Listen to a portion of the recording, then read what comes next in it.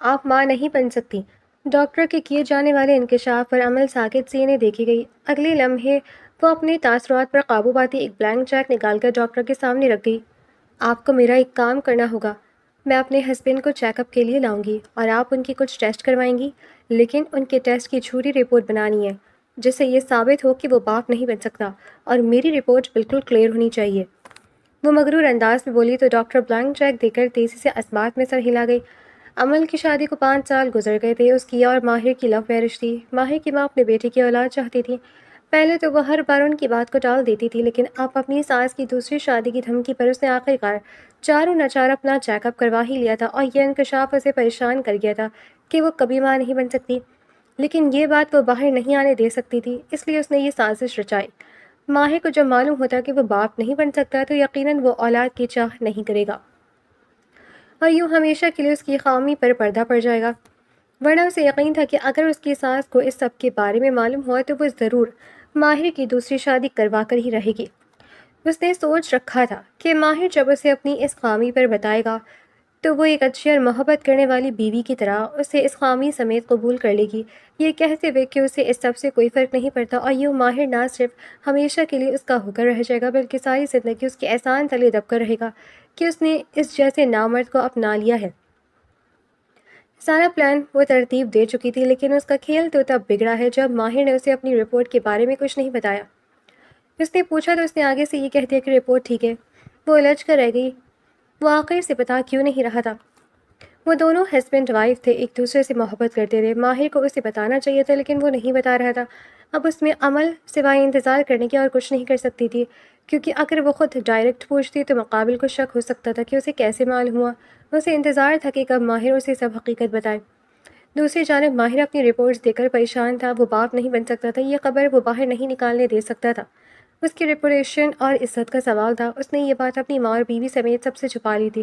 Doctor کو بھی انتہائی بھاری رقم دیتے اس بات کو وہیں دبا دیا تھا۔ اپنی بیوی کو وہ اچھی طرح سے جانتا تھا، انتہائی مغرور لڑکی تھی۔ اسے یقین تھا کہ اگر اسے یہ پتہ چل گیا تو ایک لمحہ نہیں لگائے گی اسے چھوڑ کر جانے میں، اور یہی نہیں بلکہ پوری دنیا کے سامنے اسے ذلیل کر کے رکھ دے گی۔ اور نہ ہی وہ یہ بات اپنی ماں کو بتا سکتا تھا۔ اس کی ماں یقیناً یہ بات برداشت نہ کر پاتی۔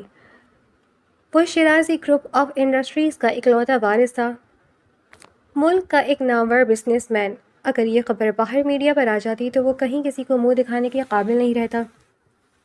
یہی وجہ تھی کہ وہ بہت پریشان رہنے لگا تھا۔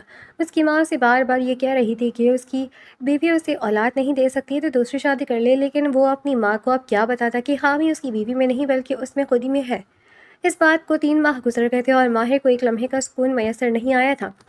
انہی دنوں عمل اپنے دوستوں کے ساتھ پیرس کے فیشن ویک پر گئی ہوئی تھی۔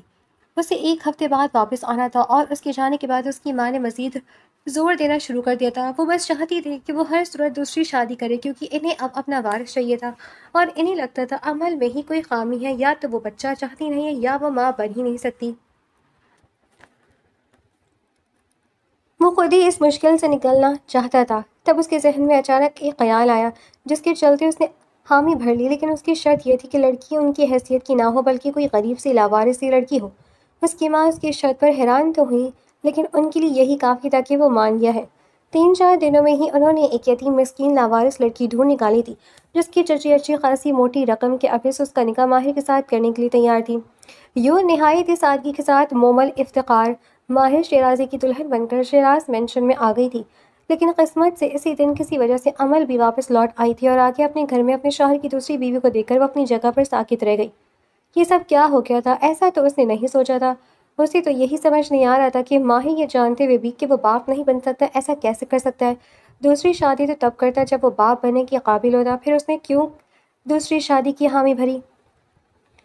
ماہر شیرازی، تم نے اپنی زندگی کی سب سے بڑی غلطی کی ہے دوسری شادی کر کے۔ تم کبھی خوش نہیں رہ پاؤ گے، اور کم سے کم دوسری بیوی تو میری حیثیت کے برابر ڈھونڈتے۔ یہ 2 ٹکے کی عام سی لڑکی ڈھونڈی ہے میرے مقابل جو میری جوتی کی بھی برابر نہیں ہے۔ تم ساری زندگی پچھتاؤ گے۔ وہ غصے سے پاگل ہو گئی تھی۔ بغیر مہمانوں کا لحاظ کیے اس نے اچھا خاصا تماشا کیا اور اسی وقت غصے سے اپنے باپ کے گھر چلی گئی۔ جبکہ دلہن بنی مومل جو کہ اس سب سے انجان تھی، وہ پہلے تو اس کی پہلی بیوی کے شاک سے ہی نہیں نکلی تھی کہ سب کے سامنے یوں اپنی ذات کی تحقیر پر وہ خود کو اذیت کی انتہا پر پا رہی تھی۔ سنو لڑکی، میں باپ نہیں بن سکتا، لیکن یہ بات اس کمرے سے باہر نہیں جانی چاہیے۔ اگر میری پہلی بیوی کو یہ بات معلوم ہوئی تو وہ مجھے چھوڑ کر چلی جائے گی، اور میں ایسا نہیں چاہتا۔ میری ماں نے اولاد کی خاطر میری شادی تم سے کروائی ہے، اور اب تم ہی مجھے وارث ہوگی۔ وہ جو پہلے ہی سب کے سامنے اس کی بیوی کے لگائے گئے گھٹیا الزامات پر آبدیدہ ہوئی بیٹھی تھی، مقابل کے کیے جانے والے انکشاف پر شاک سے اسے دیکھنے لگی۔ تمہیں میں جیسا کہوں گا تمہیں ویسے ہی کرنا ہے۔ میں بس اس حویلی کو اس کا وارث دینا چاہتا ہوں تاکہ میری ماں مجھے پریشان کرنا بند کر دے۔ تمہیں بس خاموشی سے یہاں اس کمرے میں رہنا ہے، اور جب میں کہوں گا تب تم سب کو یہی بتاؤ گی کہ تم پریگننٹ ہو۔ گھبراؤ نہیں، تمہیں سچ میں پریگننٹ نہیں ہونا، صرف پریگننسی کا جھوٹا ناٹک کرنا ہے۔ 9 ماہ تک تم یہ ناٹک جاری رکھو گی، اور اس کو کیسے کور کرنا ہے وہ سب میں سنبھال لوں گا۔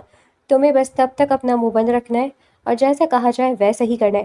ایک بات یاد تمہیں صرف میرا حکم ماننا ہے، کسی اور کی باتوں میں آنے کی کوشش بھی مت کرنا۔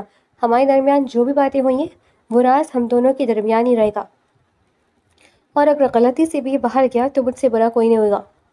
9 ماہ کے بعد میں کہیں سے کسی کا بچہ لا کر تمہاری گود میں ڈال دوں گا، اور سب کو یہ لگے گا کہ وہ ہمارا بچہ ہے۔ اس کے بعد تم اپنے راستے اور میں اپنے راستے، اور جو وقت تم میرے ساتھ ضائع کرو گی اس کی تمہیں پوری قیمت دوں گا۔ میں تمہارے بارے میں سب معلوم کر چکا ہوں، تمہارا کوئی اپنا نہیں، ماں باپ بچپن میں مر چکے، اور تمہاری چچی ہی تھیں جنہوں نے پیسوں کی خاطر تمہیں بیچ ڈالا۔ مجھے نہیں لگتا تم وہاں واپس جا سکتی ہو، اس لیے میری بات پر غور کرو۔ میری مدد کرو گی تو آگے کی زندگی آسان ہو جائے گی۔ تمہیں اتنا پیسہ دوں گا کہ تم عمر بھر بیٹھ کر کھاؤ گی۔ مقابل کی باتوں پر وہ نم آنکھوں سے اسے دیکھتے سر جھکا گئی۔ وہ آنکھوں میں کتنے ہی خواب سجائے اس حسین نوجوان کی دلہن بن کر یہاں آئی تھی، اور وہ تھا کہ شادی کی پہلی رات اس کے ساتھ سودے بازی کر رہا تھا۔ اس کا دل ٹوٹ کر چکنا چور ہوا، لیکن یہاں کسے پرواہ تھی، وہ تو ایک زر خرید غلام تھی۔ یہ تو اس شخص کا بڑا پن تھا جو وہ اسے نرمی سے پیش آتا تھا، اس کے ساتھ ڈیل کرنے کے لیے بیٹھ گیا تھا، ورنہ سیدھا سیدھا حکم بھی دے سکتا تھا۔ وہ بھلا اس شخص کو انکار کر سکتی تھی؟ اس کی بات پر سر جھکاتے وہ اس بات میں سر ہلا گئی۔ گڈ، تو تمہارے لیے ایک علیحدہ ملازمہ ہائر کروں گا جو کہ ہر وقت تمہارے ساتھ رہے گی، اور وہی تمہیں بتائے گی کہ تمہیں کیا کرنا ہے، کیا بات کہنی ہے اور کہاں رہنا ہے۔ تمہیں بس اس کی ہر بات کو فالو کرنی ہوگی۔ اب رات بہت ہو گئی ہے، یہ سب اتار کر سونے کے لیے لیٹو۔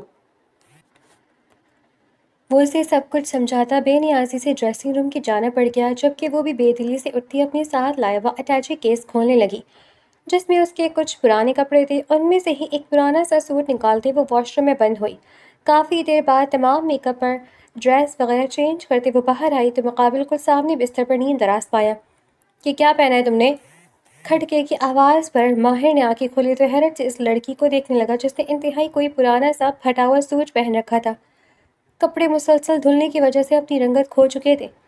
میرے کپڑے ہیں جو میں ساتھ لائی ہوں، وہ سر جھکائے بولی، جس پر وہ بے یقینی سے اسے دیکھنے لگا۔ اگلے ہی لمحے اپنی جگہ سے اٹھتے ہوئے ڈریسنگ روم میں گم ہو گیا۔ کچھ دیر بعد وہ باہر آئے تو اس کے ہاتھ میں انتہائی کمفرٹیبل اور قیمتی بیجی سیٹ تھا۔ یہ لو، یہ پہن کر آؤ۔ اس کے کہنے پر مومل گھبرا کے اسے دیکھنے لگی۔ میں یہ کیسے پہن سکتی ہوں؟ گھبراہٹ میں اس کے منہ سے نکلا۔ ویسے ہی جیسے سب پہنتے ہیں، تمہیں نہیں پہننا آتا تو میں پہناؤں کیا؟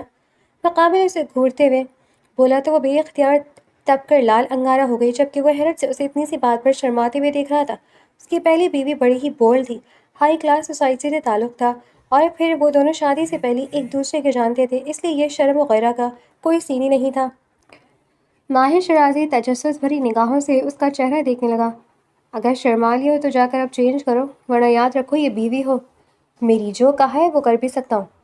اس کی دھمکی پر وہ تپتے ہوئے گالوں کے ساتھ اس کے ہاتھ سے ڈریس لیتی بھاگتے ہوئے واش روم میں جا کر بند ہوئی، جبکہ اس کی پھرتیاں دیکھ کر مقابل کے لبوں پر ایک بھولی بھٹکی سی مسکراہٹ آئی تھی۔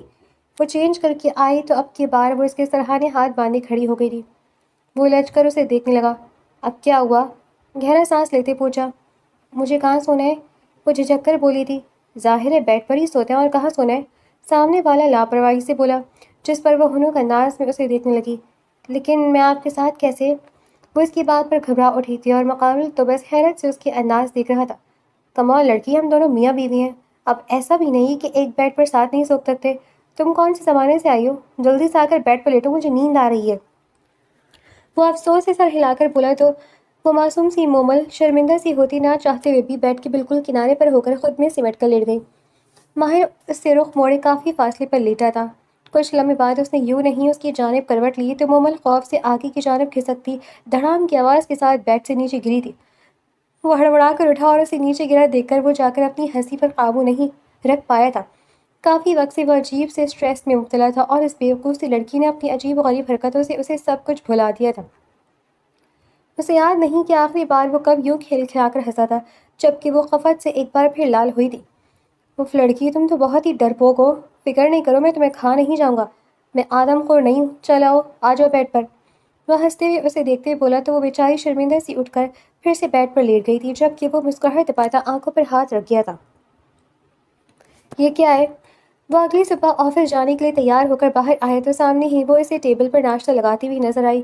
وہ جو اسے کمرے میں نہ پا کر اس کا پوچھنے والا تھا، اسے ناشتہ لگاتے دیکھ کر حیرت سے پوچھ اٹھا، آپ کا ناشتہ ہے؟ میں نے آپ کے ملازمین سے پوچھ کر آپ کی پسند کا ناشتہ بنایا ہے۔ مومل سادہ سے انداز میں بولی، جبکہ وہ آنکھیں پھاڑے اسے دیکھنے لگا۔ یقین کرنا مشکل تھا کہ وہ لڑکی اتنی صبح صبح اپنی نیند خراب کرتی اس کے لیے ناشتہ بنانے کے لیے اٹھی تھی۔ وہ ایک نظر خوبصورتی سے سجے ہوئے اس ناشتے کو دیکھتا رہا اور کرسی گھسیٹ کر بیٹھ گیا، جبکہ وہ اس کے سامنے ہاتھ باندھے کھڑی تھی۔ کھڑی کیوں؟ بیٹھ جاؤ۔ اسے اس کا اپنے سر پر کھڑا ہونا سمجھ نہیں آیا تھا۔ نہیں، آپ کھائیں، میں نے بس آپ کے لیے ہی ناشتہ بنایا۔ آپ کو کسی چیز کی ضرورت نہ ہو اس لیے میں یہیں کھڑی ہوں۔ آپ کھا لیں گے تو پھر میں بھی اس کے بعد ناشتہ بنا کر کھا لوں گی۔ وہ دھیمے سے انداز میں بولی تو مقابل ستائشی نگاہوں سے اسے دیکھ کر ناشتے کی ٹرے کھسکا گیا۔ اس کی عمل کے ساتھ لو میرج ہوئی تھی۔ کہنے کو وہ اس سے محبت کرتی تھی، لیکن اسے یاد نہیں پڑتا کہ 4 سالہ شادی شدہ زندگی میں کبھی ایک بار بھی عمل نے اس کے کھانے پینے کی فکر کی ہو یا کبھی صبح اٹھ کر اسے سی آف کیا ہو۔ وہ لیٹ ہی اٹھنے کی عادی تھی۔ ماہر کے لیے یہ پروٹوکول بالکل نیا اور الگ الگ سا تھا، لیکن جو بھی تھا اسے یہ سب برا نہیں لگ رہا تھا۔ اس نے پہلی بائٹ لی تو آنکھیں ٹوسٹ ہوئی تھی۔ کھانا واقعی بےحد لذیذ تھا، حالانکہ اس نے انتہائی ہائی پیڈ کوک رکھی ہوئی تھی، لیکن پھر بھی آج وہ کوک ایسا لذت بھرا کھانا نہیں بنا پائی تھی۔ اور کچھ چاہیے آپ کو؟ اس نے ناشتہ ختم کیا تو وہ پھر ایک فرما بردار بیوی کی طرح فکر مندی سے پوچھنے لگی۔ اس کا یہ انداز ماہر کے دل کو اچھا لگ رہا تھا۔ وہ نفی میں سر ہلا کر اپنی جگہ سے اٹھا۔ تم بھی ناشتہ کر لو، اور کل سے اگر اس وقت اٹھو تو اپنا ناشتہ ساتھ ہی بنا لینا۔ مجھے اکیلے ناشتہ کرنا پسند نہیں ہے، ساتھ میں ناشتہ کریں گے۔ ماہر سنجیدہ انداز میں کہتا ایک نظر اس لڑکی کے معصوم چہرے پر ڈال کر آفس کے جانے کے لیے نکل گیا۔ وہ اس دن کافی لیٹ گھر واپس آیا تھا۔ اسے ملازمین سے پتہ چلا تھا کہ عمل واپس آ گئی ہے۔ وہ پورے ہفتے بعد واپس آئی تھی۔ وہ بڑے غصے میں وہاں سے نکلی تھی کہ کبھی واپس نہیں آئے گی، لیکن وہاں جب اس کے ماں باپ نے اسے سمجھایا کہ وہ یوں اپنی جگہ چھوڑ کر غلطی کر رہی ہے، اسے واپس چلے جانا چاہیے، تو نہ چاہتے ہوئے بھی اسے واپس آنا پڑا۔ لیکن جب سے وہ واپس آئی تھی تب سے ہی سب کو کاٹ کھانے کو دوڑ رہی تھی۔ اس کا بنایا پلان الٹ ہو گیا تھا۔ اس کا بس نہیں چل رہا تھا کہ اس لڑکی کا قتل کر ڈالے، لیکن ابھی تک حریم بیگم، ماہر کی ماں، نے اس بات کو یقینی بنا رکھا تھا کہ وہ مومل تک نہ پہنچ سکے، کیونکہ انہیں عمل پر بالکل بھی یقین نہیں تھا۔ وہ بہت ہی ضدی اور بد دماغ لڑکی تھی، اور سب کے بعد وہ کچھ بھی کر سکتی تھی۔ ماہر نے آتے ساتھ ہی اپنے اور عمل کے مشترکہ بیڈ روم کا رخ کیا۔ وہ جانتا تھا کہ وہ اس کی شادی کی وجہ سے بہت زیادہ ڈسٹرب ہوگی، یقیناً اس سے شدید ناراض بھی ہوگی۔ اسے منانا بھی کسی امتحان سے کم نہیں تھا۔ وہ ایک گہرا سانس لیتا کمرے کے دروازے کے باہر کھڑا خود کو آنے والے وقت کے لیے تیار کرا تھا کہ وہ کس طرح سے عمل کو منائے گا۔ تم یہاں کیا کرنے آئے ہو؟ تمہاری ہمت کیسے ہوئی میرے سامنے آنے کی؟ اس نے دروازہ کھولا تو جیسی عمل کی نظر اس پر پڑی، وہ غصے سے چلاتی اس کی جانب بڑھی۔ اس سے پہلے کہ وہ کمرے میں داخل ہوتا، وہ اس کے راستے میں حائل ہو گئی۔ عمل، پرسکون ہو جاؤ یار، آرام سے، اندر چل کر بات کرتے ہیں۔ مقابل بڑے تحمل سے بولا تھا، لیکن وہ تو جیسے غصے میں بالکل اندھے ہی ہو گئی تھی۔ مجھے تم جیسی گھٹیا شخص سے کوئی بات نہیں کرنی، دفع ہو جاؤ میری نظروں کے سامنے سے۔ جاؤ اپنی اس ہوتی سوتی کے پاس جس کی باہوں میں کل رات گزاری ہے۔ میں اب اپنے وجود پر تمہارا سایہ بھی نہ پڑنے دوں۔ تمہیں کیا لگتا ہے کہ دو بیویوں کے مزے لوگے؟ تو ایسا نہیں ہوگا۔ میں کوئی گری پڑی لڑکی نہیں ہوں جو تمہاری بے وفائی کے بعد بھی تمہارے آگے بچھاؤں۔ نکلو یہاں سے۔ وہ غصے سے چنگارتی اسے دونوں ہاتھوں سے دھکیلتی دروازہ اس کے منہ پر بند کر گئی تھی۔ ماہر کا چہرہ مارے خفت اور شرمندگی کی انگارہ ہو گیا تھا۔ اس نے گہری سانس لیتے بس یہی دعا کی تھی کہ کسی ملازم نے یہ سب نہ دیکھا ہو، جبکہ ضبط اور غصے کے باعث اس کی رگیں تنگ گئی تھیں۔ عمل شروع سے ایسی ہی تھی، ذرا ذرا سی بات پر بدتمیزی پر اتر آیا کرتی تھی۔ امیر باپ کی بگڑی ہوئی اولاد تھی، لحاظ تو جیسے اسے کرنا آتا ہی نہیں تھا۔ ماہر ہر بار محبت میں اس کا لحاظ کر جاتا تھا۔ نیچے ملازمین کو کھڑے دیکھ کر اس کا چہرہ مزید سرخ ہوا۔ آج سے پہلے اس قدر بے عزتی کبھی محسوس نہیں ہوئی تھی۔ اسے بے اختیار اس لڑکی کا رویہ یاد آیا جو اس کے احترام میں ایسے کھڑی ہوتی تھی جیسے وہ بہت ہی کوئی مقدس ہستی ہو۔ وہ تیز تیز قدموں سے اب اس کے کمرے کی جانب بڑھا جہاں اس کی نئی نویلی دلہن موجود تھی۔ وہ کمرے میں داخل ہوا تو اسے بیڈ سے ٹیک لگا کر سوچ میں گم پایا۔ ایک نظر اس پر ڈال کر وہ واش روم کی جانب بڑھ گیا۔ اس کا موڈ بری طرح خراب تھا۔ وہ شاور لے کر خود کو ریلیکس کرنا چاہتا تھا۔ وہ باہر آیا تو سامنے اسے ٹرے لیے اپنا منتظر پایا۔ وہ ٹرے میں پانی کا گلاس اور چائے لی کھڑی تھی۔ یہ کیا ہے؟ ماہر نے بے اختیار پوچھا۔ تو آپ تھک کر آئے تو میں نے سوچا کہ چائے بنا لوں، آپ کی تھکان اتر جائے گی۔ وہ جھجک کر بولی تو وہ اسے دیکھے گیا۔ وہ لڑکی پتہ نہیں کیوں اتنی مختلف اور معصوم تھی۔ وہ انجانے میں ماہر شرازی کو اپنی جانب کھینچ رہی تھی۔ اس نے خاموشی سے پانی کا گلاس لبوں سے لگاتے خالی کر کے چائے کا کپ اٹھا لیا۔ حالانکہ اسے چائے پسند نہیں تھی، لیکن اس وقت اعصاب اس قدر بھاری تھے کہ چائے بھی غنیمت معلوم ہو رہی تھی۔ کھانا لگاؤں آپ کے لیے؟ وہ اس کی سر پر کھڑی کمر بردار بیوی کی طرح پوچھ رہی تھی۔ ماہر کو یاد نہیں پڑتا کہ کبھی وہ گھر واپس آیا ہو اور کسی نے یوں فکر مندی سے اس سے کھانے کے بارے میں پوچھا ہو۔ اس کی ماں بھی ایک سوشل ورکر تھی، ان کے پاس بھی کبھی اس کے لیے ٹائم نہیں ہوتا تھا، اور بیوی تو تھی ہی نخریلی، وہی تھا جو اس کے نخرے اٹھاتا تھا۔ اس لڑکی کو تو کبھی توفیق نہیں ہوئی کہ اس سے کبھی اس کا حال بھی پوچھ لے۔ امل بڑی موڑی سی لڑکی تھی، جب اس کا دل چاہتا تبھی پیار جتاتی تھی۔ نہیں، مجھے بھوک نہیں ہے، بس سکون چاہیے۔ وہ اپنی پیشانی مسلتے بولا۔ سر میں درد ہو رہا ہے، کیا میں سر دبا دوں آپ کا؟ مومل بیچاری فکر مندی سے بولی تھی تو وہ بے اختیار اس بات میں سر ہلا گیا۔ وہ اس کے صوفے کے پیچھے آ کر کھڑی ہوتی اس کا سر دبانے لگی۔ رکو یعنی؟ وہاں بیڈ پر۔ وہ اسی لیے بیڈ پر آیا اور اس کی گود میں سر رکھ کر لیٹ گیا۔ اس کی انگلیوں کا لنگ اور احساس مقابل کو سکون دے رہا تھا۔ وہ کچھ لمحوں میں تمام فکروں سے بے نیاز ہوتا نیند کی وادیوں میں کھو گیا۔ ان کی شادی کو دیکھتے ہی دیکھتے ایک ماہ کا عرصہ گزر گیا تھا۔ ویسے ایک ماہ میں امل کا ایٹیٹیوڈ جوں کا توں ہی تھا۔ اس کا غصہ ابھی تک نہیں اترا تھا۔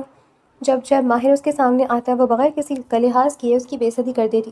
دوسری جانب وہ معصوم سی لڑکی تھی جو کہ در حقیقت اسے اپنا مجازی خدا ہی سمجھتی تھی۔ اس کی عزت کرنا، اس کے چھوٹے چھوٹے کام اپنے ہاتھوں سے کرنا، اس کی پرواہ کرنا، ایسا لگتا تھا جیسے لڑکی کی زندگی کا مقصد بس ماہر شرازی کی ذات ہو۔ وہ پورا دن خود کو ماہر شرازی کے کاموں میں ہی الجھائے رکھتی تھی۔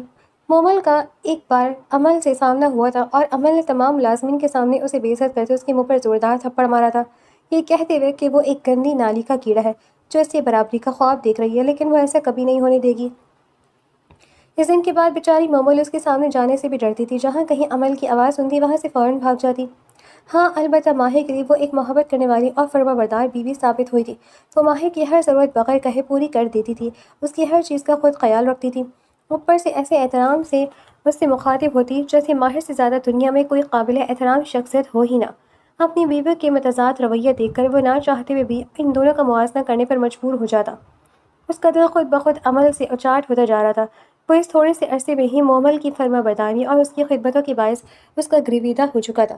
وہ لڑکی آہستہ آہستہ ماہر شرازی کی عادت بنتی جا رہی تھی۔ وہ اب زیادہ سے زیادہ وقت اس کے ساتھ گزارتا اور اپنی طرف سے کوشش یہی کرتا تھا کہ عمل سے جتنا ممکن ہو سکے دور رہے۔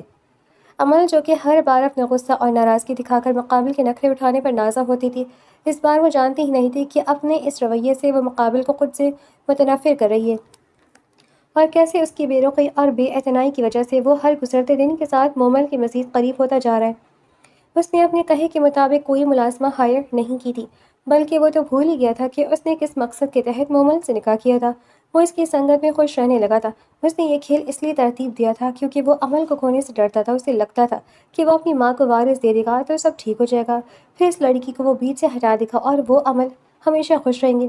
لیکن اب گزرتے وقت کے ساتھ ساتھ اس کی سوچ بدل چکی تھی۔ اب عمل اس کے لیے اتنی ضروری نہیں رہی تھی۔ پھر مومل نے اسے اس کی خاصی سمیت قبول کیا تھا۔ اس کی کمزوری جانے کے باوجود بھی اس لڑکی کی عقیدت میں کوئی فرق نہیں آیا تھا۔ وہ جو اپنی خامی پر اندر ہی اندر گھل رہا تھا، اس لڑکی نے اسے احساس دلایا تھا جیسے یہ کوئی بڑی بات ہی نہ ہو۔ وہ تو اس معصوم سی لڑکی کی معصومیت میں ہی کھو گیا تھا، پھر اسے اور کچھ بھی یاد نہیں رہا تھا۔ وہ بھی ایک معمول کا دن تھا۔ مومل کی طبیعت پتہ نہیں کیوں خراب رہنے لگی تھی۔ اس کی ساس کو جب ملازمین سے یہ معلوم ہوا تو انہوں نے فوراً اس کا چیک اپ کروایا، اور جیسا کہ انہوں نے سوچا تھا وہ پریگننٹ تھی۔ اس کی ساس کی خوشی کی کوئی ٹھکانہ نہیں تھا، البتہ عمل کو انہوں نے اس سے انجان رکھا تھا۔ وہ نہیں چاہتی تھی کہ عمل اپنی جلن میں کوئی غلط قدم بھی اٹھائے۔ ماہر جب آفس سے واپس آئے تو اس کی ماں اس خوشخبری کے ساتھ اس کی منتظر تھی۔ لیکن یہ چہرہ ماہر کا قبر تاریک کر گئی تھی۔ وہ تو باپ بن ہی نہیں سکتا تھا، تو پھر یہ بچہ کس کا تھا؟ کیا مومل نے اسے دھوکہ دیا تھا، اس پر چیٹ کیا تھا؟ اس کے وجود میں غیظ و غضب سے شرارے سے دوڑنے لگے تھے، جبکہ اندر اپنے کمرے میں موجود مومل خود پریشان سی تھی۔ اپنے شوہر کی پہلی رات کو بولے جانے والے الفاظ وہ بھول نہیں پا رہی تھی۔ پتہ نہیں جب اس کے شوہر کو معلوم ہوتا تو وہ کیا کرے گا۔ وہ اپنی ہی سوچوں میں گم تھی جب وہ دروازہ کھول کر آنکھ گولا بنا کر اندر داخل ہوا۔ کس کا بچہ ہے یہ؟ مجھے سچ سچ بتاؤ مومل، کس کے ساتھ منہ کالا کیا ہے تم نے؟ اچھی طرح سے جانتی ہو کہ میں باپ نہیں بن سکتا، پھر یہ بچہ کہاں سے آیا؟ وہ غصے سے دھاڑا۔ یہ انکشاف اسے غصے سے پاگل کر رہا تھا۔ اگر عمل جیسی ماڈرن لڑکی ایسا کچھ کرتی تو شاید وہ برداشت کر بھی جاتا کیونکہ وہ اس کی نیچر سے واقف تھا، لیکن مومل جیسی فرما بردار اور محبت کرنے والی لڑکی سے یہ بے وفائی وہ برداشت نہیں کر پا رہا تھا۔ میں نے کچھ نہیں کیا، میرا یقین کریں، میں تو آپ کی بیوی کے ڈر سے آپ کی غیر موجودگی میں کمرے سے باہر ہی نہیں نکلتی، اگر چاہوں گی تو صرف کچن تک جاتی ہوں، میرا یقین کریں۔ وہ روتے ہوئے کہہ رہی تھی جس پر وہ استحائی سے مسکراتا اسے دیکھنے لگا۔ تم پر یقین کروں یہ جانتے ہوئے بھی کہ میں باپ نہیں بن سکتا تو پھر تم ماں کیسے بن گئی ہو، وہ بھی میرے بچے کی، جب مجھ میں یہ صلاحیت ہی نہیں ہے؟ وہ غصے سے چلایا تھا جس پر وہ اپنی آنکھیں میچ گئیں۔ میں نہیں جانتی لیکن میں بد کردار نہیں ہوں، میرا یقین کریں میری زندگی میں آپ کے سوا کوئی اور نہیں ہے، آپ نے جن حالات میں بھی مجھ سے شادی کی ہے لیکن آپ ہی میرا واحد سہارا ہے، میں آپ کو دھوکہ دینے کے بارے میں سوچ بھی نہیں سکتی۔ وہ روتے ہوئے اسے یقین دلاتے ہوئے کہہ رہی تھی جبکہ وہ سرد و سپاٹ بے یقین نگاہوں سے اسے دیکھ رہا تھا۔ اس کی نگاہیں یہ بتانے کے لیے کافی تھی کہ وہ یقین نہیں کرتا اس پر، وہ بھی اپنی جگہ پر صحیح تھا۔ وہ کیسے یقین کر لیتا؟ کبھی کبھی اللہ کی قدرت سائنس پر بھی بھاری پڑ جاتی ہے، ضروری نہیں کہ ٹیسٹ رپورٹ 100% درست ہو، وہ غلط بھی تو ہو سکتی ہیں، یہ کوئی معجزہ بھی تو ہو سکتا ہے۔ اس لڑکی نے جب دیکھا وہ اعتبار نہیں کرا تو وہ بے بسی سے بولی تھی۔ اس کے بعد یہ ماہر کے دل کو جا کر لگی، ایک لمحے کو دل ڈگمگایا لیکن اگلے ہی لمحے وہ خود پر سختی کا خول چڑھا گیا۔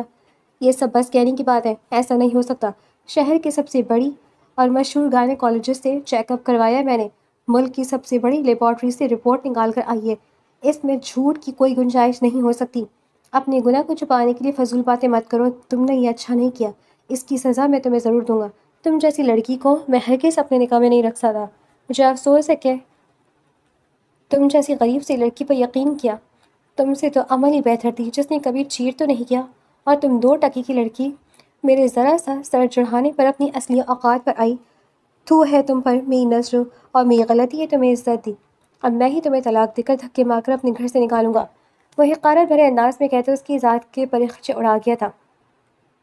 وہ نموتی آنکھوں کے ساتھ اسے دیکھ رہی تھی، وہ جو اس سے محبت کر بیٹھی تھی، وہ جو اپنی چچی کے ظلم و ستم اور ناانصافیوں کی ستائی بھی یہاں آئی تو ماہر شرازی اس کے لیے سایہ دار شجر ثابت ہوا تھا۔ وہ اسے کھونا نہیں چاہتی تھی، نہ ہی خود اسے بدگمان کرنا چاہتی تھی، لیکن اس وقت جو سچویشن بن چکی تھی اس کے بعد اس شخص کو یقین دلانا کہاں ممکن تھا؟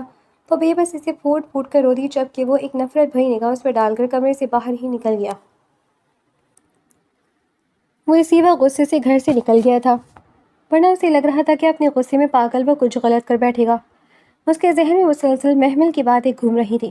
وہ اس رات پوری رات سویا نہیں تھا۔ اس نے اپنے بیڈ روم کے دروازے پر باہر سے لگی CCTV کیمراز کی فوٹیج چیک کی تھی۔ پوری رات جاگ کے اس نے پچھلے 1 ماہ کی تمام فوٹیج فاسٹ فارورڈ کر کے چیک کر لی تھی، لیکن کچھ بھی ایسا مشکوک نظر نہیں آیا تھا جس کی بنا پر وہ اس پر شک کرتا۔ رات کو تو وہ اس کے پاس ہی ہوتا تھا، لیکن دن میں بھی وہ بس صبح اس کا ناشتہ بنانے کے لیے کمرے سے نکلتی تھی، یا پھر جب وہ آ جاتا تو اس کے لیے کافی وغیرہ بنانے کے لیے، ورنہ پورا دن پناہ خود کمرے سے نکلتی اور نہ ہی اس کے کمرے میں کوئی جاتا۔ مطلب وہ سچ کہی تھی، لیکن یہ سب کیسے ممکن تھا؟ اس کا دل بے اختیار دھڑکنے لگا۔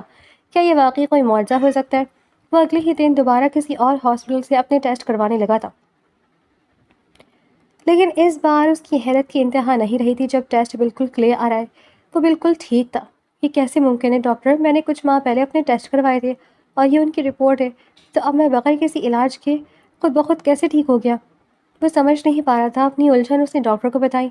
یہ رپورٹ غلط ہے مسٹر ماہر، آپ شروع سے بالکل ٹھیک تھے، آپ کو کبھی کچھ نہیں ہوا تھا، آپ کو ایسا کبھی کچھ ہوا بھی نہیں تھا۔ ڈاکٹر کی بات پر وہ بے یقینی سے انہیں دیکھنے لگا۔ اس نے اب اس ہاسپٹل کا رخ کیا جہاں سے اسے یہ غلط رپورٹ دی گئی تھی۔ وہ غصے سے پاگل ہوتا ڈاکٹر کے آفس میں داخل ہوا۔ کس کے کہنے پر یہ جھوٹی رپورٹ مجھے پکڑائی تھی؟ سچ سچ بتاؤ ورنہ تمہارا ڈاکٹری کا لائسنس کینسل کروا دوں گا، اور ساتھ ہی ساتھ میرے ساتھ فراڈ کرنے کے جرم میں تمہیں سیدھا جیل کی سلاخوں کے پیچھے پہنچاؤں گا۔ اگر سچ بتاؤ تو شاید تمہیں بخش دوں گا۔ وہ پوری قوت سے دھاڑا تھا جس پر وہ ڈاکٹر بھی ہڑبڑا کر رہ گئی۔ I am so sorry mister Mayer, مجھے آپ کی بیوی نے کہا تھا جھوٹی رپورٹ بنانے کے لیے، وہ ماں نہیں بن سکتی تھی، اس لیے اپنی خامی کو چھپانے کے لیے انہوں نے آپ کی غلط رپورٹ کو آپ کو دینے کے لیے کہا تھا۔ مقابل بہت اثر و سوق والا آدمی تھا۔ وہ ڈر گئی تھی اور ڈر کے مارے وہ اسے سب سچ بتا گئی تھی، جبکہ وہ بے یقینی سے ڈاکٹر کو دیکھنے لگا۔ اسے تو لگا تھا یہ کسی دشمن کی سازش ہوگی۔ اس کی محبت اس کی بیوی امل، جس نے اس سے پورے 5 سال محبت کی تھی، اس نے اس کے ساتھ اتنا بڑا کھیل کھیلا؟ وہ بے یقین سا کھڑا تھا۔ وہ بڑی ٹوٹی بکھری ہوئی سی حالت میں گھر واپس آیا تھا۔ عمل کی اس سازش نے اس کے دل کو بری طرح سے توڑ دیا تھا۔ وہ اس سے ایسی گھٹیا حرکت کی کبھی امید نہیں کر سکتا تھا۔ وہ سیدھا عمل کے کمرے کی جانب آیا تھا۔ دروازہ تھوڑا سا کھلا ہوا تھا، اندر سے اس کی آواز آئی تھی۔ اپنا نام سن کر وہ نہ چاہتے ہوئے بھی وہیں رک گیا تھا۔ ڈیڈ، میں آپ کی خاطر کب تک یہ سب برداشت کروں گی؟ آپ جانتے ہیں کہ صرف آپ کے بزنس کی خاطر میں نے اس لوزر سے شادی کی ہے، ورنہ اس میں ایسا ہی کیا ہے کہ اس کے ساتھ انسان پوری زندگی گزارے؟ اوپر سے اس کی ماں کے الگ ہی نخرے۔ اب تو وہ شادی کر چکا ہے، کچھ بھی پہلے جیسا نہیں رہا۔ پلیز کچھ کرے، میں اب مزید اس گھٹیا شخص کے ساتھ نہیں رہ سکتی۔ پہلے اور جو بھی تھا مجھے وہ پسند نہیں تھا، لیکن وہ لٹو کی طرح میرے آگے پیچھے پھرتا تھا۔ لیکن جب سے اس کی دوسری شادی ہوئی ہے تب سے مجھے منہ ہی نہیں لگا رہا۔ میں کس بیس پر اب اس گھر میں رکوں؟ میں مزید یہاں نہیں رہوں گی۔ عمل بیزاری سے کہی تھی، جبکہ وہ صدمے میں اس کی پشت کو دیکھنے لگا۔ تو یہ تھی اس لڑکی کی اصلیت۔ وہ اس سے کبھی محبت کرتی ہی نہیں تھی۔ اس نے بزنس کی خاطر اپنے باپ کے کہنے پر اس سے شادی کی۔ وہ ابھی تک بے یقین تھا۔ وہ چہرے پر سطح تاثرات جائے دروازہ کھولے اندر داخل ہوا تو وہ گھبرا کر فون رکھ گئی تھی۔ تم یہاں کوئی کام تھا؟ وہ گھبراہٹ کے مارے ہڑبڑا کر بولی۔ بالکل سمجھ نہیں آ رہا کہ تمہاری کس گھٹیا حرکت پر تمہیں داد دوں۔ مجھ سے دھوکے سے بزنس کی خاطر شادی کی، جھوٹی محبت کا ڈھونگ رکھ جا کر مجھے اپنے اشاروں پر نچایا، اور پھر جب اس سے بھی دل نہیں بھرا تو جھوٹی رپورٹ بنا کر یہ ثابت کیا کہ میں باپ نہیں بن سکتا۔ حالانکہ کمی تم میں تھی، لیکن مجھے نیچا دکھانے کی کوشش کی۔ آخر تم کیسی عورت ہو بھی یا نہیں؟ کیسے اتنی گھٹیا اور سازشیں ہو سکتی ہو؟ تم میں نے سچے دل سے محبت کی، پورے 5 سال گزارے ہم نے ایک ساتھ۔ کیا ان 5 سالوں میں ایک بار بھی تمہارا دل میرے لیے نہیں پگھلا؟ مجھے افسوس ہے کہ میں نے اپنے 5 سال تم جیسی عورت پر ضائع کیے، لیکن اب مزید نہیں۔ میرے گھر سے نکل جاؤ، تمہیں ڈائیورس پیپر مل جائیں گے۔ میں اب تمہیں مزید یہاں ایک دن بھی برداشت نہیں کر سکتا۔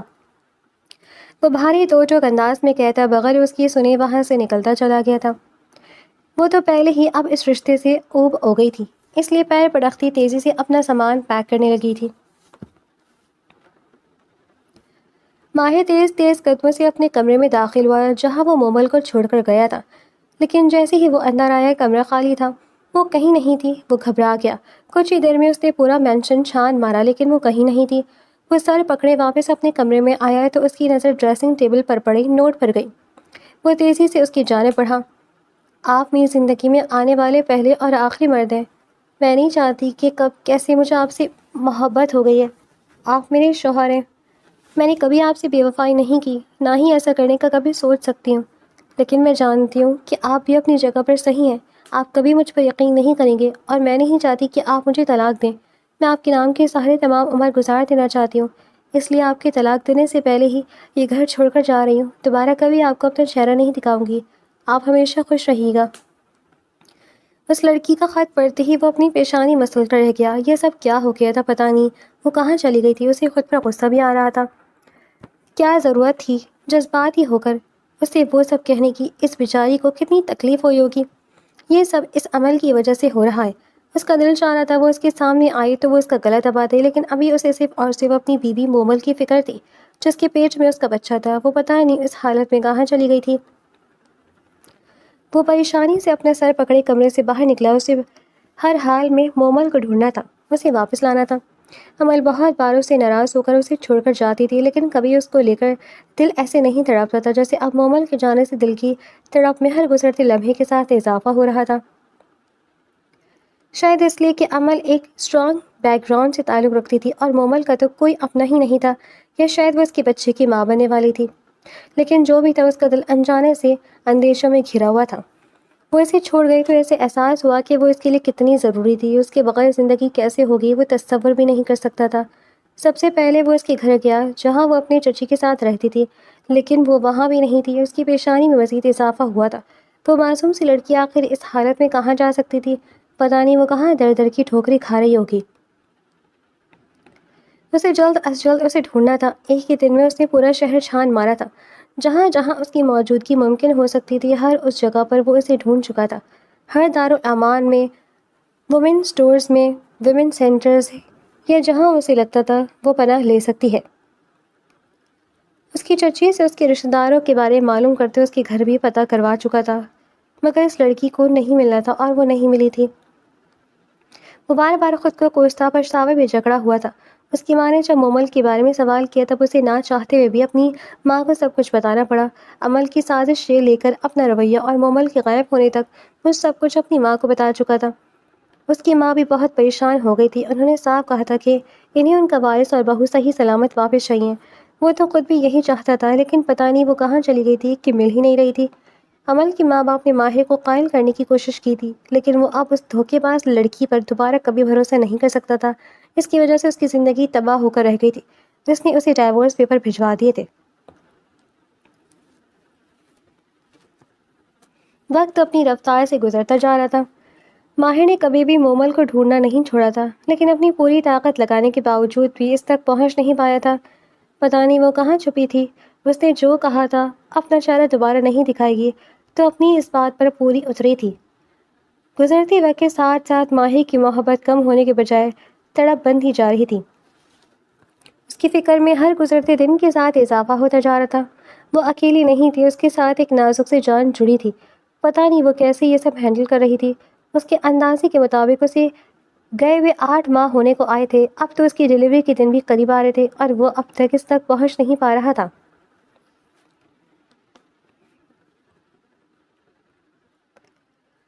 وہ اس رات آفس سے گھر واپس جا رہا تھا۔ مین روڈ پر بہت ٹریفک تھا، اس لیے آج اس نے ایک دوسرا روٹ لیا تھا، لیکن راستہ کچھ زیادہ ہی لمبا ہو گیا تھا۔ اسے بہت شدت سے پیاس لگ رہی تھی اور بدقسمتی سے اس کی گاڑی میں پانی نہیں تھا۔ تبھی اسے ایک چھوٹی سی عمارت نظر آئی تھی تو اس نے فوراً گاڑی روکی۔ عام طور پر وہ ایسی جگہوں سے کچھ نہیں خریدتا تھا، لیکن اس وقت تو یہ بھی غنیمت لگ رہا تھا۔ اندر جاتے اس نے پانی خریدا تھا۔ وہ ایک پرانا بوسیدہ سا مارٹ تھا، جس کے کاؤنٹر پر ایک عمر رسیدہ خاتون بیٹھی تھی اور ساتھ ہی ایک لڑکی تھی جو شاید ان کی ہیلپر تھی۔ اس لڑکی نے اسے پانی اٹھا کر دیا تو وہ پیسے دے کر وہاں سے نکلنے لگا، لیکن تبھی کسی کی چیخ و پکار پر وہ وہیں ٹھہر گیا۔ میڈم جلدی آئیں، اس کی طبیعت بگڑ رہی ہے۔ وہی لڑکی جس نے اسے پانی دیا تھا وہ ہڑبڑا کر بولی، تو مارٹ کی مالکن بھی گھبرا کر اس کے پیچھے بھاگی۔ وہ دروازے میں کھڑا یہی سوچ رہا تھا کہ اسے کیا کرنا چاہیے، اور پھر وہ واپس مارٹ میں داخل ہوتا اس جانے بڑھ گیا جہاں وہ دونوں گئی تھیں۔ انہیں دیکھ کر ایسا ہی لگ رہا تھا کہ وہاں صرف وہ دونوں خواتین تھیں۔ اگر کسی کی طبیعت خراب تھی تو یقیناً انہیں مدد کی ضرورت تھی۔ یہ دونوں خواتین کیا کر سکتی تھیں؟ صبر کرو بیٹا، تھوڑا انتظار کرو، سب ٹھیک ہو جائے گا۔ آمنہ ایسا کرو، جلد از جلد ایمبولینس کو کال کرو، ہم اسے ہسپتال لے کر جائیں گے۔ ایک فوڈ ریک کے پیچھے ہی وہ دونوں سے ایک لڑکی پر جھکی ہوئی نظر آ گئی، جو کہ زمین پر ایڑیاں مارتی تڑپ رہی تھی۔ اس لڑکی کی حالت ٹھیک نہیں لگ رہی تھی۔ وہ ہمدردی میں چند قدم مزید آگے بڑھا تو اس لڑکی کا چہرہ دیکھتے ہی وہ اپنی جگہ ساکت رہ گیا تھا۔ مومل، اس کے لبوں سے بے اختیار نکلا تھا اور لمحے میں وہ تڑپ کر اس کی جانب بڑھا تھا۔ مومل، مومل تم ٹھیک ہو؟ میری طرف دیکھو، میں آ گیا ہوں مومل۔ وہ اس کے پاس گھٹنوں کے بل بیٹھتا اسے اپنے ہزاروں میں لیے دیوانہ واروں سے پکار رہا تھا، جبکہ اس نوجوان کو مومل کا نام لیتا دیکھ کر وہ خواتین کی خاموشی سے فاصلے پر ہو گئی تھی۔ شاید وہ سمجھ گئی تھی کہ وہ اس کا شوہر ہے۔ مومل اسے دیکھے بغیر ہی اپنے حواس کھو بیٹھی تھی اور یہ دیکھ کر ماہر کی جان نکلی تھی۔ وہ فوراً سے اسے اپنی باہوں میں اٹھائے اسمارٹ سے نکلتا چلا گیا۔ اسے فرنٹ پیسنجر سیٹ پر بٹھاتے اس نے سیٹ بیلٹ لگاتے اور انتہائی احتیاط کے ساتھ گاڑی چلانے لگا۔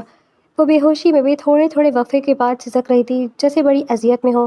کچھ ہی دیر میں اس کی گاڑی شہر کے سب سے بڑے ہسپتال کے سامنے آ کر رکی تھی۔ وہ اسے گود میں اٹھائے تیزی سے اندر داخل ہوا۔ اسے فوراً ایڈمٹ کر لیا گیا تھا۔ 1-2 گھنٹے کے اذیت ناک انتظار کے بعد ڈاکٹر ایک ننھی سی جان کو پکڑے کمرے میں لپیٹے اس کی جان پا گئے۔ کنگریچولیشنز مسٹر شیرازی، آپ کا بیٹا صحت مند پیدا ہوا ہے۔ ڈاکٹر نے یہ کہتے ہی بچے اسے تھمایا تو وہ بے یقینی سے اپنے ہاتھوں میں اپنے بیٹے کو دیکھے گیا۔ اور میری وائف؟ اگلی لمحے اسے معصوم سی لڑکی خیال آیا تھا۔ وہ تڑپ کر بولا، بے فکر ہے، وہ بالکل ٹھیک ہے۔ سٹیچز لگ رہے ہیں، کچھ دیر میں انہیں روم میں شفٹ کر دیا جائے گا۔ ڈاکٹر کی بات پر اس نے سکون سے آنکھیں موندی تھیں۔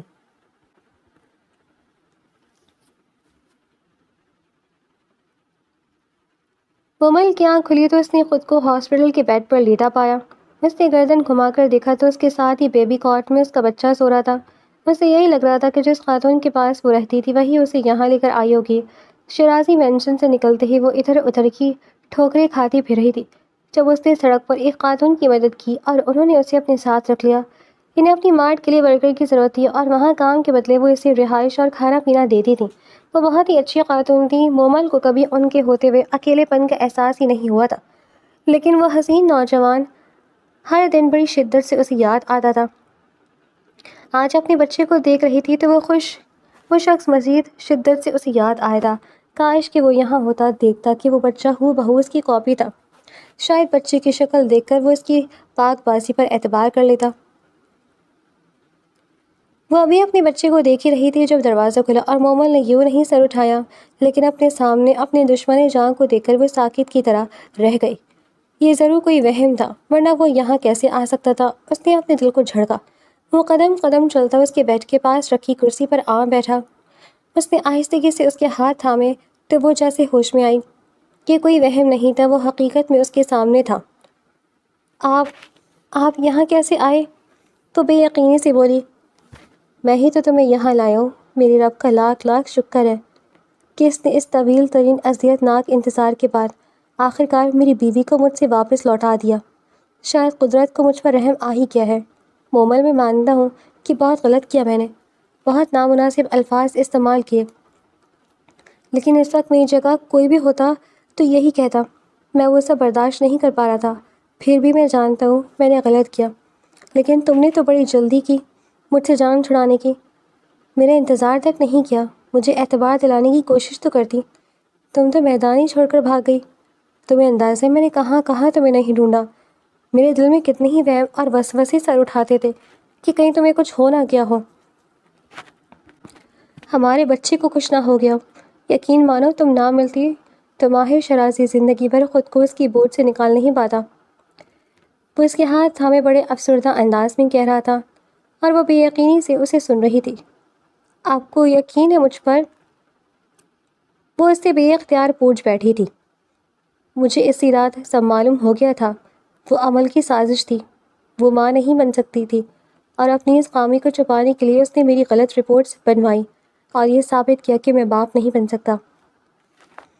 جب میں حقیقت جان کر تمہارے پاس واپس لوٹا تھا تب تک تم جا چکی تھی۔ میں نے ہر جگہ تمہیں تلاش کیا لیکن تم کہیں نہیں ملی۔ مجھے معاف کر دو، یہ سب میری غلطی ہے۔ مجھے تم پر اعتبار کرنا چاہیے تھا۔ میری وجہ سے پتہ نہیں تم کن کن حالات میں رہی ہو۔ میں وعدہ کرتی ہوں دوبارہ کبھی تمہیں تکلیف نہیں پہنچنے دوں گا۔ میں عمل کو طلاق دے چکا ہوں۔ اب ہم دونوں کی زندگی میں کوئی تیسرا نہیں۔ مجھے لگتا تھا میں عمل سے محبت کرتا تھا، لیکن جب تم میری زندگی میں آئی تو مجھے احساس ہوا کہ وہ صرف میری اٹریکشن تھی۔ محبت تو مجھے تم سے ہوئی اور میں اتنا بیوقوف تھا کہ اپنی محبت اپنے ہاتھوں سے گنوا بیٹھا۔ وہ بڑے شرمسار لہجے میں کہہ رہا تھا، جبکہ مومل کی آنکھوں میں